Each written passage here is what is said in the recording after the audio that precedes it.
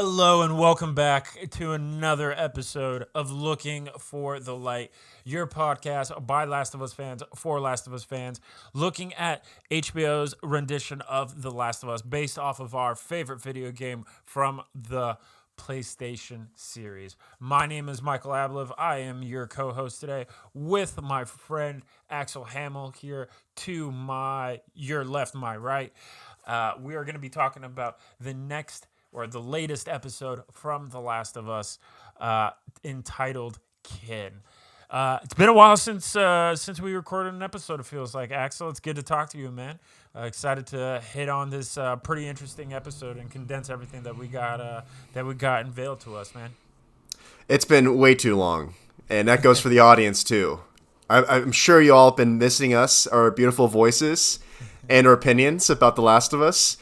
Man, more than 10 days without an episode? That's cruel. Yeah. But we now have, through the last final stretch, 3 more episodes to go, including what we'll see happen in the future. But also, now that we've got episode 6 out of the way, things are finally turning the way we've always been expecting, which is the climactic end of The Last of Us Part 1. So, Mike, today we'll be discussing the few elements of this episode, which is a good turning point for the latter half of the series, with also the more, action-packed set of the series as well. So we'll be talking about a little bit of a recap of the actual episode, which is titled Kin, and we'll be going into the world of the Last of Us TV series, the characters that we see in this episode, as well as the level of homage to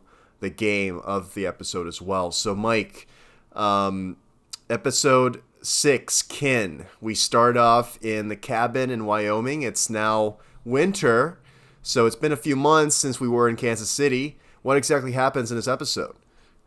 Yeah, no, so it's pretty interesting how we get, to kick it off, I guess, with the first little bit of homage to the game.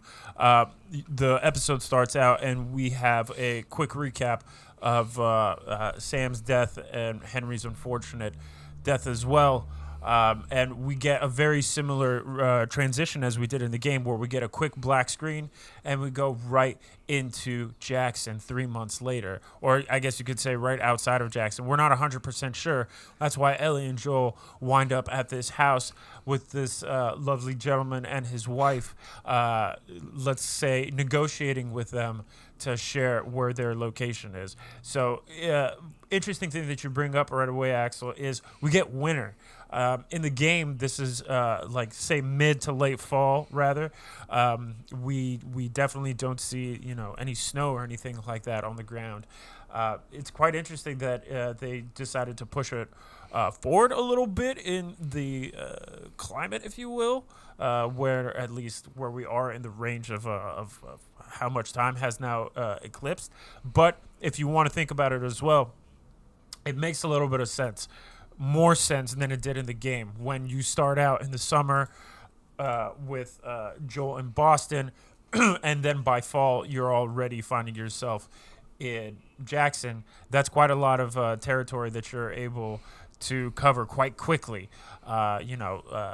Quickly is a very loose used term, already. Even if it wasn't a game, you're talking, maybe 3-4 months or something like that to cover that kind of territory. That's quite a long time. But when you're also realizing the fact that you have to cover all that territory, mostly on foot. Yeah, you have Bill's vehicle that's going to get you from Lincoln to Kansas City, but still from Kansas City to make it to the plains of Wyoming. That's quite a lot of territory, and to the fact that it would take them about 3 months to cover that span, as it's showed in this in the episode, makes a lot of sense. But we introduced to these two characters.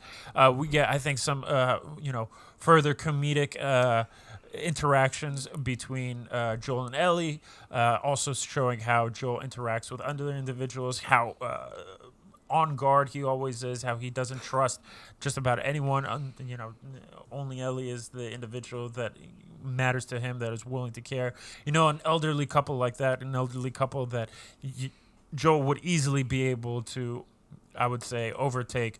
He still feels so cautious around them that he has to hold a weapon up to their faces and have Ellie in that same position of threatening them, even if they serve them some soup. It's interesting to show that, but it further shows what kind of an individual Joel is.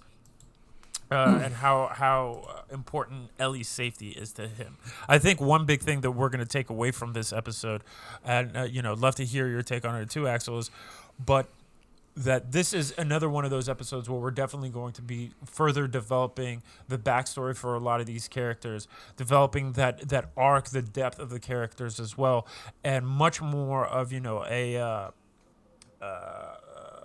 episode that kind of explains a lot of the details, sets a lot of the stage, and also gives much more of that backstory. I think I'd already mentioned that, but it's a cool episode because we get, from that scene we go almost pretty quickly into Jackson itself. We have that standoff between the members of the Jackson community, Joel and Ellie. A lot of things here that aren't happening in the game. I think one very cool scene that we do get is Joel and Ellie passing the dam. Great throwback to the game as well. I really appreciate that they did that. They knew that they were going to change how they were going to show this whole interaction between Joel, Ellie, and Tommy, how they were going to be introduced to one another. I think they wanted to take it to Jackson because Jackson would be such a tease to only see from the outside and never actually go within its walls in the show. It was actually something on the podcast for the Last of Us HBO series that Neil Druckmann had said originally where they were creating part 1. They were supposed to have a section where Joel and Ellie were going to walk into Jackson, and you would be able to control Joel walking around in Jackson. The reason why it was scrapped was because of time and budget. They just simply did not have the time and resources to dedicate, creating another location, another map, more polygons that, would then have to be thrown into the game as well. So they decided to cut it, but they gave us that tease from the outside. So cool that we got to go, obviously, into Jackson, but cool that introducing technically a new element that is different from the game. They still give us that little bit of homage by passing by the dam. Joel and Ellie acknowledge the dam, even have some dialogue that was pulled from the game where Ellie looks to Joel, asks him, so that thing created power, and Joel's kind of like, yeah, don't expect me to explain you. I told you what it is. Don't expect me to explain it to you how it works. So that was a pretty cool, little homage from the game. Wish they kind of went inside, maybe had a shootout with some potential raiders that were trying to throw it off, but pretty different, right? But still cool. What do you think of that, Axel? That was a small little Easter egg that I think we all needed.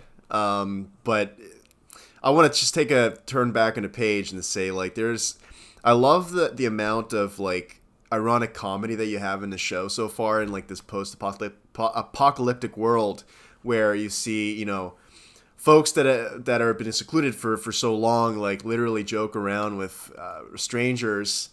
And, I think you kind of, you love to see that a little bit. I think it sort of gives a positive outlook to people in this world, and even when you see people in this town sort of interact with each other, there's just a sense of positivity, and love to also see that they added an element of this that they didn't see in the game itself. And I'm a longtime fan of part 1, and I also have folks that live in Alberta that actually have been in this town before. So they've what we've noticed about Alberta and this scene in general is that it's very well portrayed. All the buildings are actually there, just relabeled for the show. So there wasn't a lot of fake attribution there for the set, and I think that's another element of this that makes it so much more realistic. Bravo to the set team for doing that and going the extra mile for finding a location like that, and probably in the middle of nowhere, let's be honest. So that's really cool.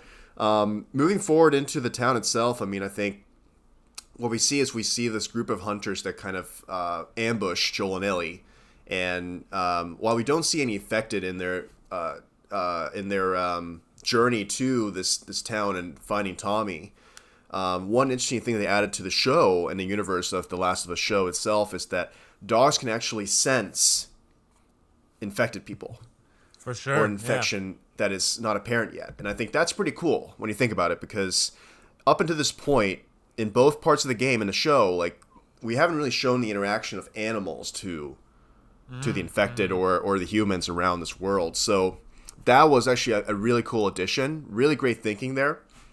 And the fact I actually got nervous. I'm not sure if you or anybody else felt nervous whenever Ellie was up in the chopping block, because I honestly, my heart was pounding.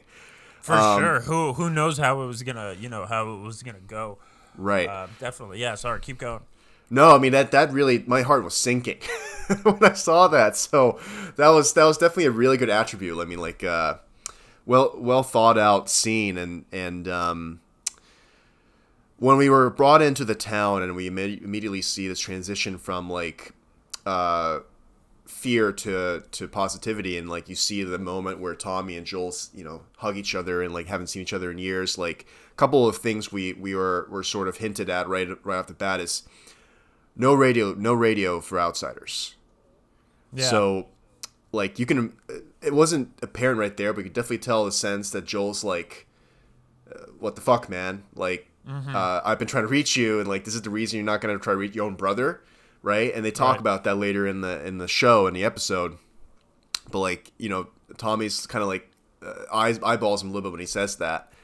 Like, he wants to say something, and then we have a town where you have supplies, you have electricity from, the dam itself, and you have people that are living in some sort of prosperity in like this apocalyptic world, and I think that's like really great to see, and it's well documented. What I will say though, from here, Ellie's personality is really starting to shine. Like, she's very much so vocal. You can definitely tell she's feisty, just like she is in a game. Like, she's abrasive to people that she doesn't know. She trusts Joel more than anything.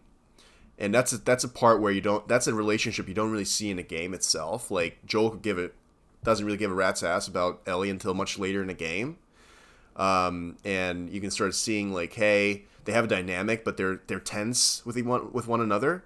Like, they don't want to openly admit that to each other, but like they're clicking up, into something a lot more genuine of a relationship. And then here's a question for the fans. And Mike, we need to digest this in a character standpoint. But this is the turning point where we see Ellie in the kitchen or the cafeteria spot a girl behind a pillar. Oh yeah, staring at her, and she goes, "What the fuck?" Yeah. Who are you staring at? And maybe it's just me. But that girl looks just like Dina from part 2 of The Last of Us. Just like Dina. Yeah, is that a lot true? Of people, is she Dina? There's a lot of people there with you, Axel. So yeah, a lot of people on the internet be talking and making predictions, and even Craig Mazin and Neil Druckmann even hinted at the possibility that, hey, is that Dina? Who knows? Yeah. But for our fans listening to this episode of Looking for the Light, who have played the game, specifically part 2, they know who we're talking about when we're referring to Dina. For those who haven't, what the hell are you doing? Go play the game. But Dina is a pretty significant character. Yeah, Dina is a pretty significant character in the second game. Very significant character in the second game. And it's very interesting to see this hint at maybe that was that character being introduced already, on first day of Joel and Ellie arriving in Jackson. But, also the fact that Neil and Craig both are playing into this.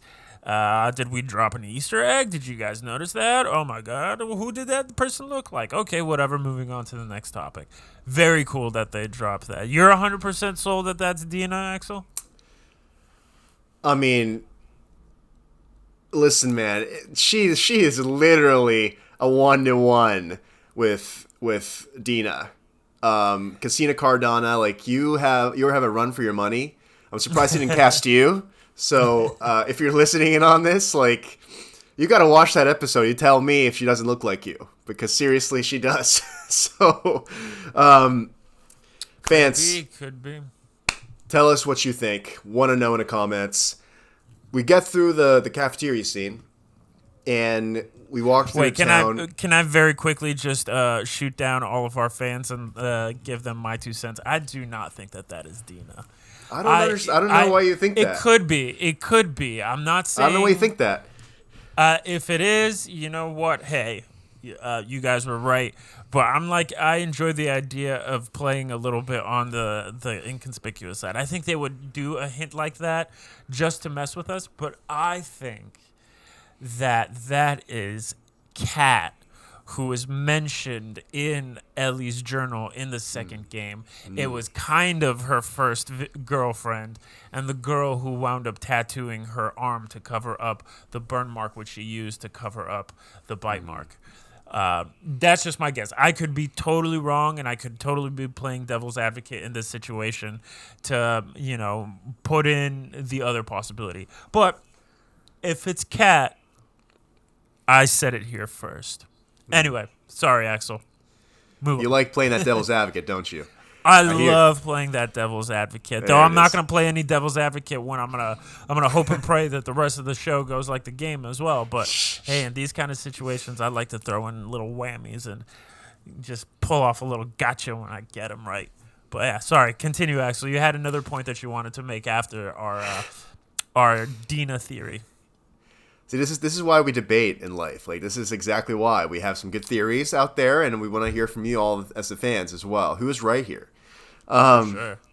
Let us know down in the comments, y'all. All in the comments. So, in the town itself, we have a couple interesting moments. First of all, in Last of Us series, we're starting to see more of an emotional weight that Joel's carrying. After he hears about Tommy being married to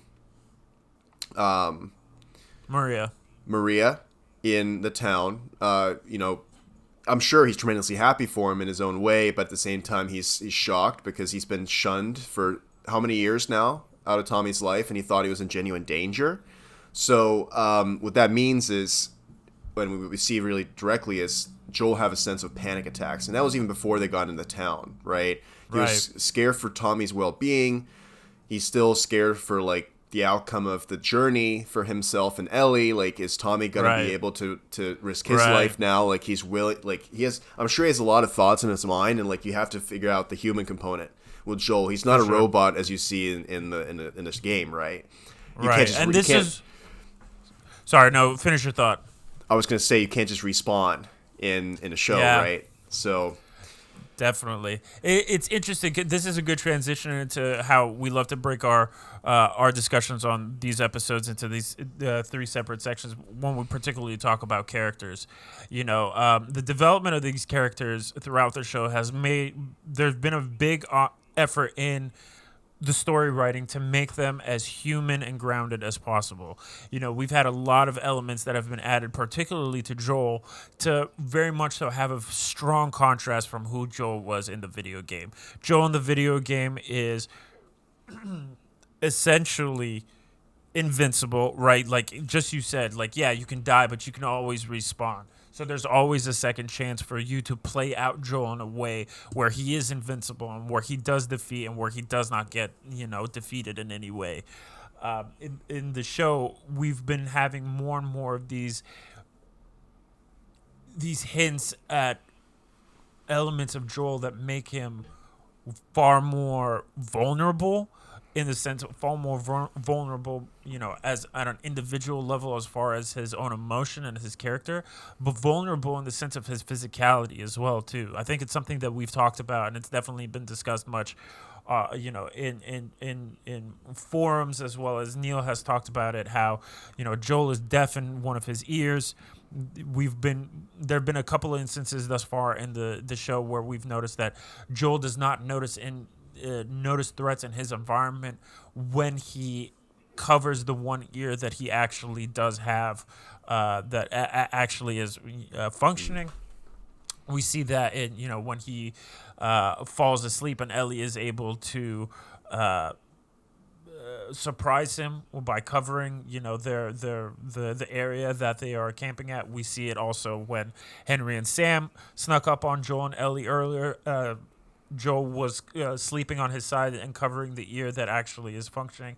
And here too, like we were getting this new element of panic attacks. Whenever he feels that the world essentially around him is coming to get him or coming to get those that he loves, like the first panic attack that he experiences in this episode after that couple in the woods tells them not to go west because there's nothing but death to the west. That's, you can assume that Joel's getting that panic attack because he's basically overwhelmed with this fear that maybe Tommy isn't actually alive. Like the reason why Tommy hasn't been corresponding with him via those radio messages is actually because Tommy is dead, so that first panic attack of it, and later on he has, another panic attack, and it's these things that make Joel out to be someone who is not capable. So if anything, if we're to draw any strong contrast between Joel in the game and Joel in the show, if Joel in the show is meant to complement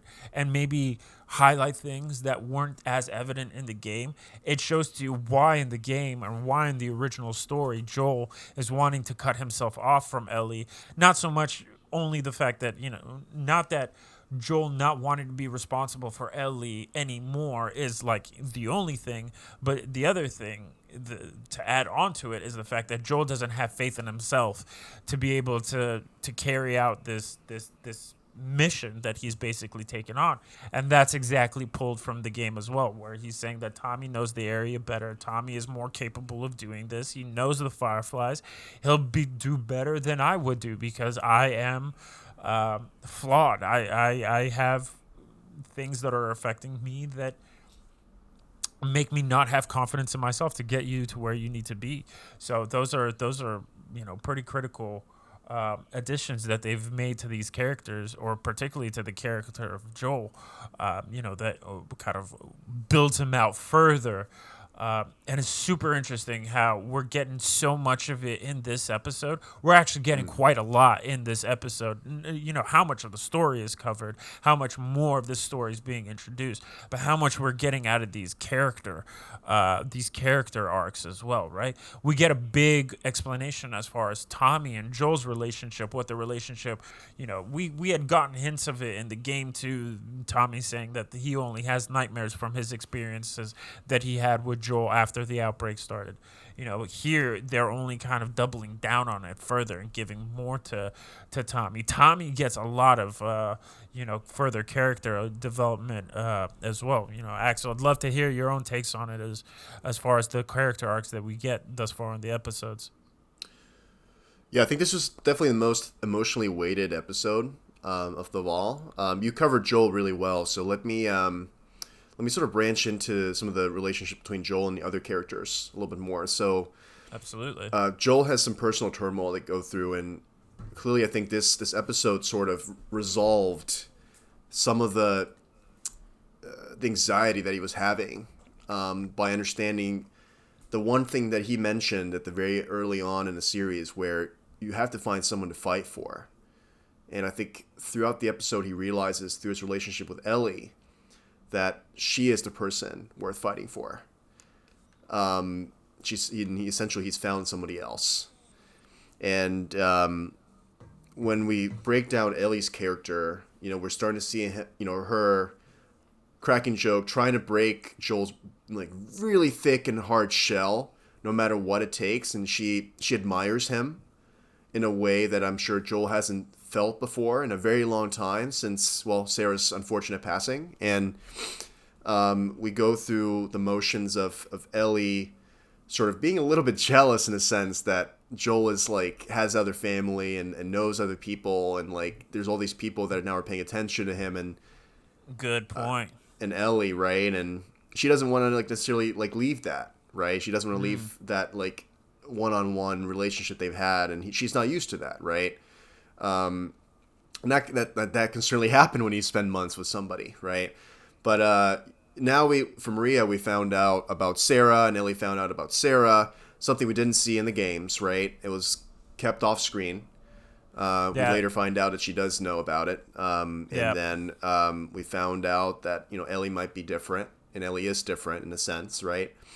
And, it gets to the climactic moment where, Ellie finds out that Tommy, like, taking over the journey for Joel's behalf, and he's not equipped to take over or continue the journey and all that good stuff. And Ellie, goes through that thin ice. Like, he brings up Sarah. And I think that at that moment, looking deep into one another, like, they realize, like, they don't say it to one another, but they both have had losses. They don't know about each other's history, but what they do know is that they're in the here and now, and they both have a really important mission to carry out together. And I think after sleeping on it, they both realize, like, how important each one is to another.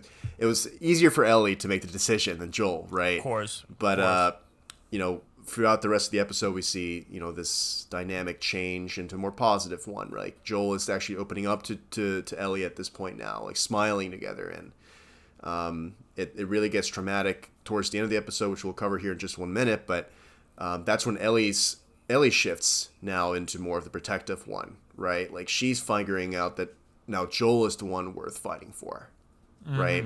And that theme is really integral to their relationship in this episode. And Tommy, on the other end, much less of an appearance in the episode, but definitely a very important one. And we found out a little bit about his history, what he's been sort of gone through with the Fireflies, and he's having a child now that wasn't really revealed on the first game either, which is a big Easter egg, right?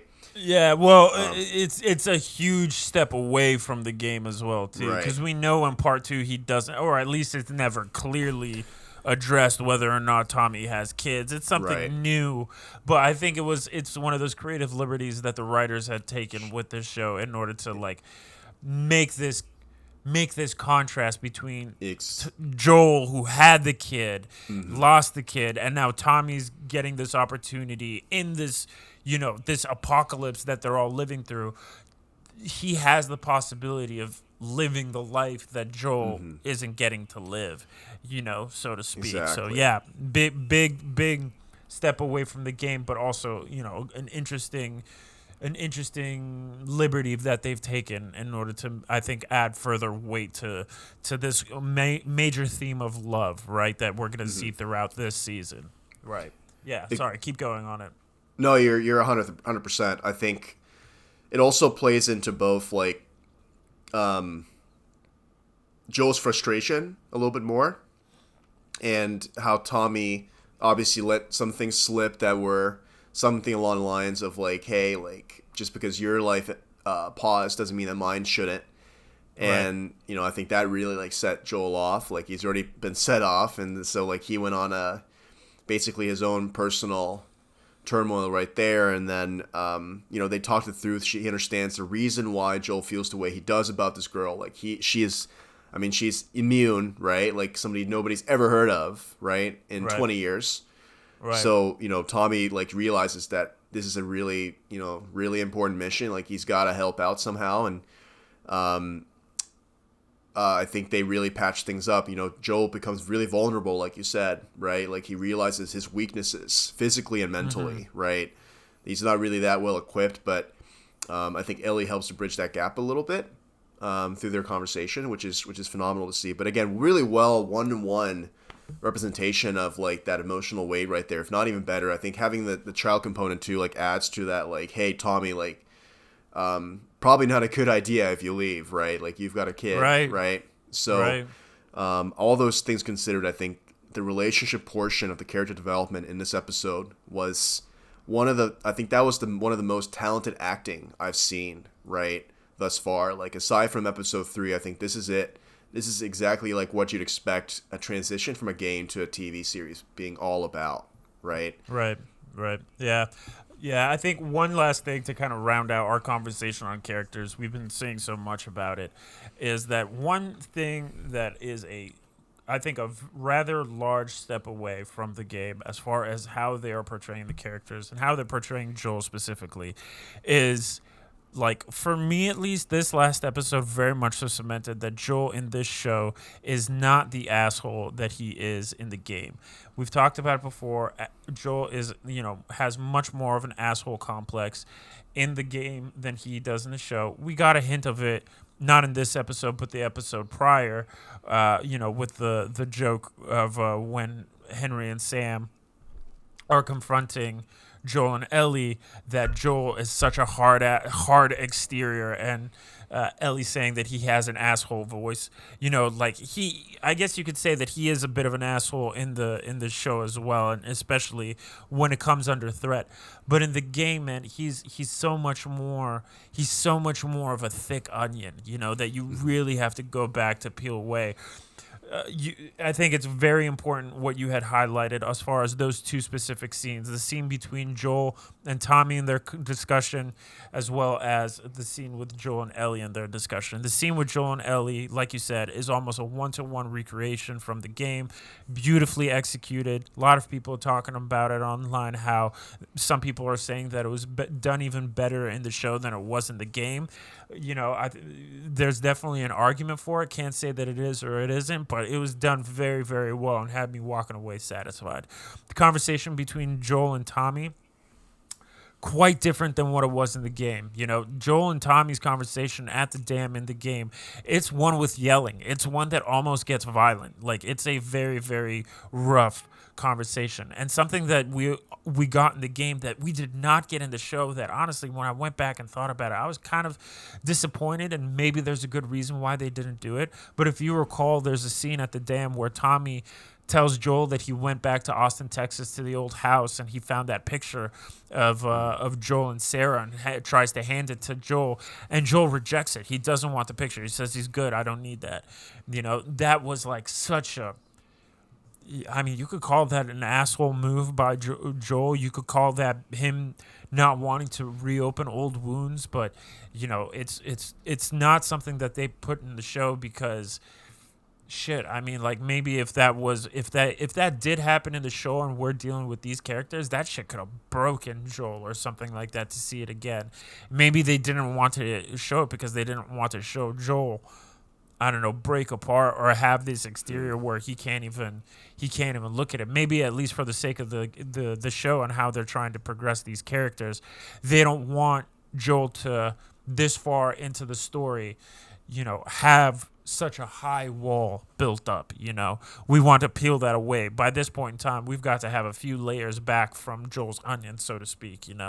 Right. So interesting that they cut that out, but I've used the word contrast a few times, but the conversation between Joel and Ellie in show and in game, almost no contrast, so similar, but such a significant contrast between Joel and Tommy, and just how Joel basically spills his guts to him as far as how he feels he is not worthy and able to do it.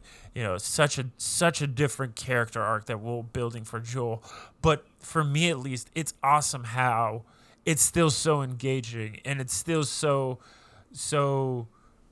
enlightening to how it was portrayed in the game. It's not the same, but if you want to look at it as something where the show is enriching the game, and for people who are watching the show for the first time and haven't played the game, for them, if they ever do and go and play the game might be enriching for the show.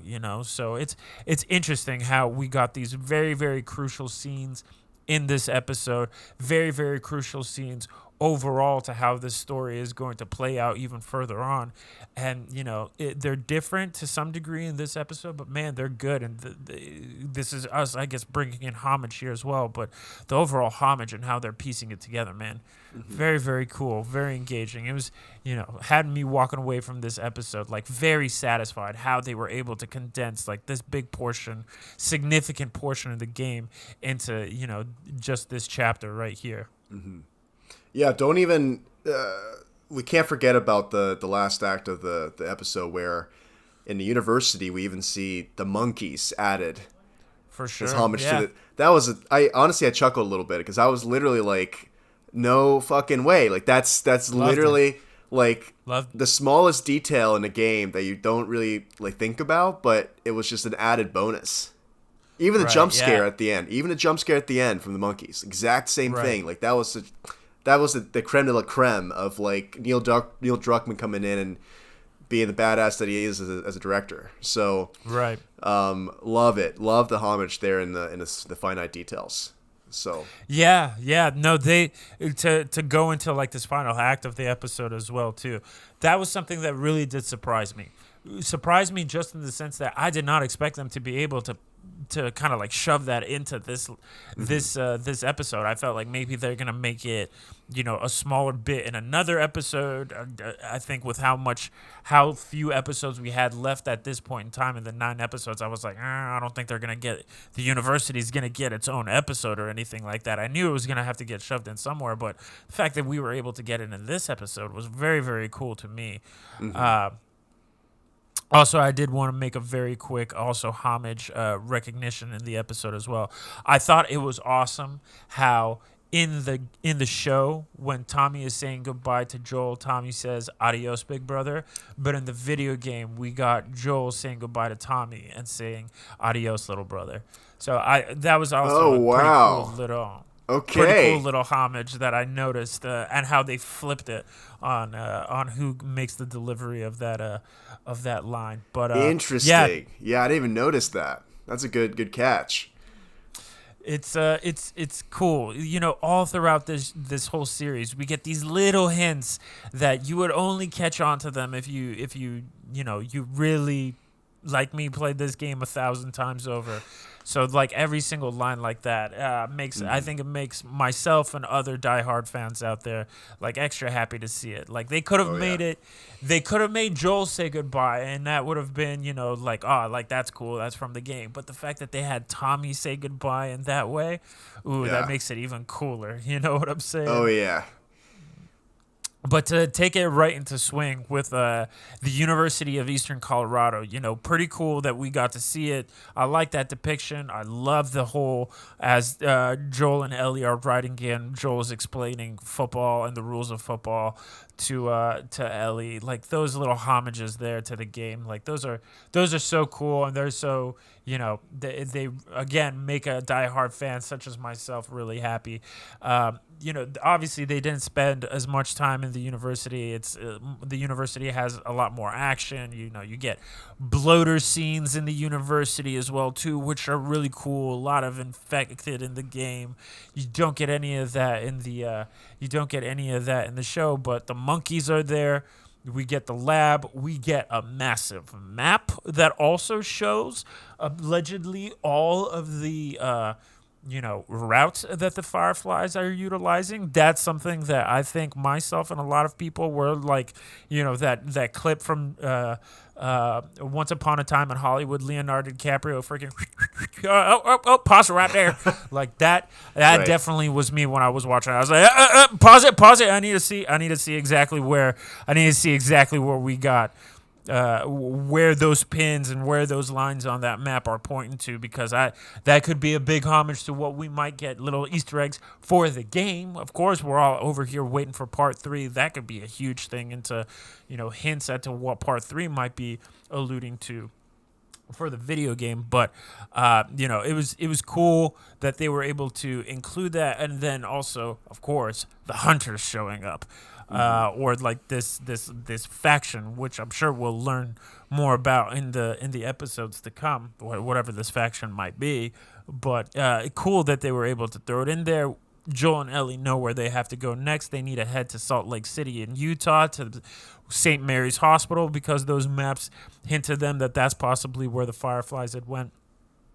And then we get the big stunner for the end of the episode. Joel gets injured. Joel gets stabbed. And Joel gets injured, not how it happens in the video game, Axel. What did you think of that? Well, let's be honest. I think it's somewhat relatively unrealistic for like that to actually happen in real life. There happens to be a sharp object in the ground, and you happen to get shoved over that way. You're talking about for the show or for the video game? It's not realistic. Well, I'm saying it's unrealistic from the game into the show to do that.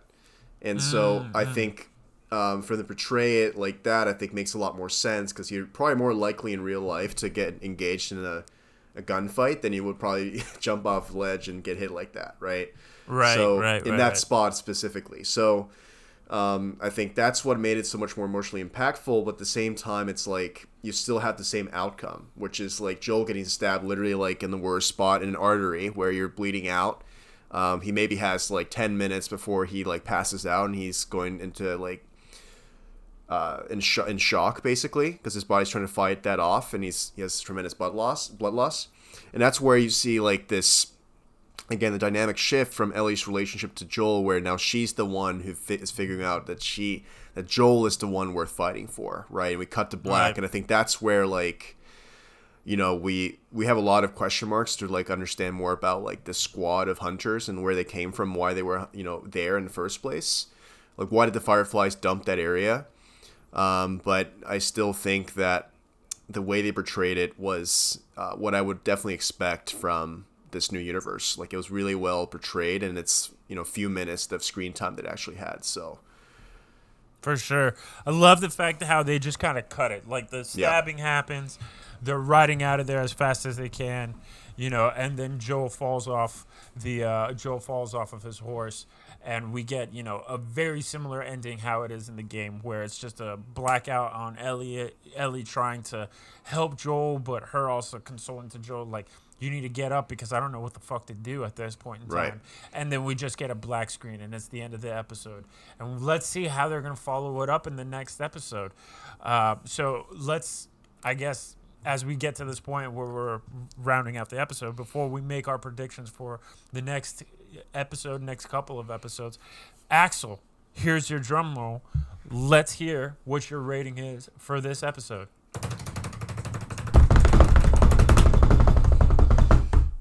I give this episode a solid 9.1 out of 9.1 out of 10.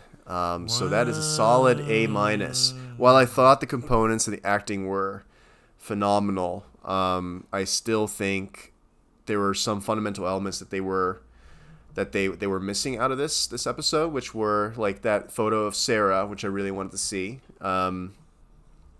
I think I would have loved to see a lot more action in the university, give it more credit for what it's worth, because that was actually a pretty big part of the game. No infected in this episode at all, not even a mention of them aside from the dogs. And I think I also would have loved to have the whole hunter scene be its own, like, part of its own episode, because I think they really skimmed through that pretty quickly. But aside from that, all the acting and the portrayal was very 1-to-1. So like that's the reason why I gave it the 9.1 score. I'm blown away, Axel. 9.1 is exactly what I was going to give this episode as well. Oh really? All right. Yeah, exactly the same grade I was going to give for this episode as well. Like it was... I agree with everything that you mentioned as far as things that I think could have been built out further. I think if somehow we could have gotten more time at the university, and if they really wanted to dive deeper into the homage towards the game with the university is actually a scene in a chapter, if you will, in the game where you're after Jackson, you're after this big confrontation where Ellie and Joel kind of like have this massive butted heads, and then Joel finally opens himself up in a way and begins to really care for this girl, not seeing her as cargo so much, but maybe not a surrogate daughter quite yet, can't say that, but at least just somewhere where he has emotional depth into. So after you have this big clash in the game, the university is actually a part where you see a lot of just one-to-one conversation and dialogue between Joel and Ellie, where they really get to know one another. We see a bit of that in the show as well. Joel telling Ellie that he wanted to be a singer. Ellie telling him, you got to sing for me now. Ellie talking about how she wanted to be an astronaut and so on and so forth.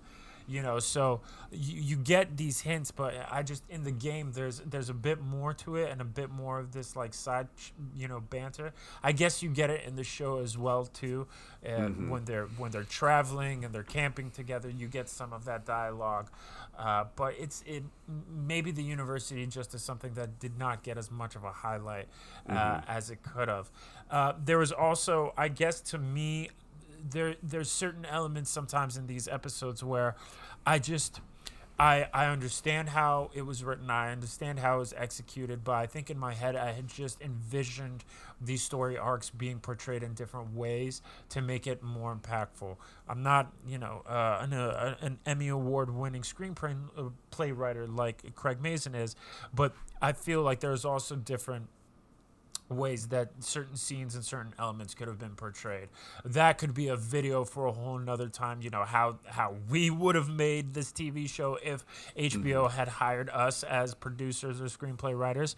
HBO, you can absolutely hit me up on Instagram at Manababruce. Hit me up in the DMs if you would like me to write for the Seers in the future. But yeah, it's great. It's really good. But if it was to be 99 or 100% out of the ballpark, I feel like they could have done things a little bit better. But what you had mentioned, I completely agree that those are some things that diminish the episode slightly, but still leaving it at a 9.1. So hey, who can complain about a 9.1? They're freaking killing it thus far. Yeah. So let's hop right into our quick little predictions for the next episode. We got the trailer for the next episode, so we already know what we're talking about. We already know that the next episode is called Left Behind. We get the DLC. So we know that we're going to get a flashback in this episode. We're going to get to see Riley. We're going to get to see Ellie. We're going to get to see how Riley and why Riley is so important to Ellie. Spoiler alert, we're going to see how hopefully what happens to Riley and Ellie after they both get bitten. This we pretty much know how this episode is going to go. My question is, what are they going to bring into this episode that is not that is not obvious for us? First of all, we had made a prediction that in this last episode, we were finally going to meet Anna. We were finally going to see Ashley Johnson portray Anna, and we were going to get some hopefully important answers given to us. We did not get that. This next episode going to be one big flashback. Do we start the flashback with an even further flashback by seeing what happened to Anna? I would like for that to happen. I would love for it. Is that something that they're going to save for like the last episode or something like that? I don't know. It's a massive tease that everyone's aware of, and we're not getting to see it. It's kind of tripping me out. I would freaking like to see Ashley Johnson playing Anna and finally get some of my questions answered. So there's that. I guess my next question is, Left Behind in the game, the DLC, it is a flashback episode as well. You get Ellie saving Joel immediately after he is impaled by Rhubarb in the video game, and her searching for a first aid kit in an abandoned mall somewhere in Colorado, right? In the midst of her searching this abandoned mall trying to find a medical kit, we're getting flashbacks to her from the Boston QZ and her last interaction with Riley, if you will. What do you think, Axe? Do you think we're going to get something similar where we're going to get a little bit of back and forth? Are we going to get maybe an introduction to David? An early introduction to David in this episode? Like, are they going to cut out that whole mall thing and just throw it to Ellie, surviving and waiting for Joel to recuperate from his injury? What do you think are we going to get in this next upcoming ep? Honest opinion, all of the above, man. Like, they really did it well in the DLC. So yeah. I would hate for them to touch any component of that. Minus, I think it's a little much for them to do that whole like mall scene, right, with Ellie, but still, I think the whole flashback, the way they portrayed that was beautiful. I definitely think they should get the back and forth going. Maybe not necessarily introduce David, but I think that's why they'll have the second to last episode for. I think Left Behind is exactly what we think it's going to be, which is a lot more about Ellie's past and how she got locked up in the Firefly compound. So okay, cool. Yeah, that's a good point, Axe Man. Maybe we will get to kind of just stay with Ellie in this next episode and just get like a full fleshed out the Left Behind DLC, but just sticking with Ellie and Riley, and just give us some more backstory on Ellie altogether. Inadvertently, Axel, I think you also kind of gave us your predictions for what these last 3 episodes are going to be. So we're going to get a Left Behind episode where it's just a backstory on Ellie. I'm guessing you're thinking that episode 8 is going to be the David episode, and then episode 9 is going to be what? Salt Lake City, as well as Ellie and Joel's return to Jackson. Okay. That's right. Interesting. Well, let's see how they portray it. Let's see what other little carrots they're dangling in front of our face, and which ones we get to take a chomp out of, and which ones do we have to continue to wait even further to get the full scope of that story. Well, alrighty. Well, Ax, if you've got nothing else to add, I think this was another awesome episode. Great chatting with you again about The Last of Us and this last new episode that we got. Super looking forward to the next episode on Sunday, titled Left Behind, airing at 9 p.m. Eastern Time on HBO. It's been awesome chatting with you, Axman. Looking forward to chatting with you next time. Thanks for coming, everybody, and listening thus far with us. Remember to slap a like on that like button below. Subscribe to Axel's channel. Definitely give us your comments down below. Do you think that was Dina that we saw already? Or do you think that was Kat? Or do you think that was somebody else? Let us know. Let us hear your opinions on how the show is going thus far. And also let us hear your predictions for these last 3 episodes that we got coming up. Love to hear the conversation with you guys. My name is Michael Abeloff. Thank you again for tuning in to Looking for the Light, a podcast by Last of Us fans for Last of Us fans about the HBO Last of Us series. Sending it over to Axel Hamill for his goodbye. As always, when you're lost in the darkness, look for the light, folks. This has been Looking for the Light by Michael Abeloff and Axel Hamill, myself. And we bid you all the best, and until next time, stay safe, y'all.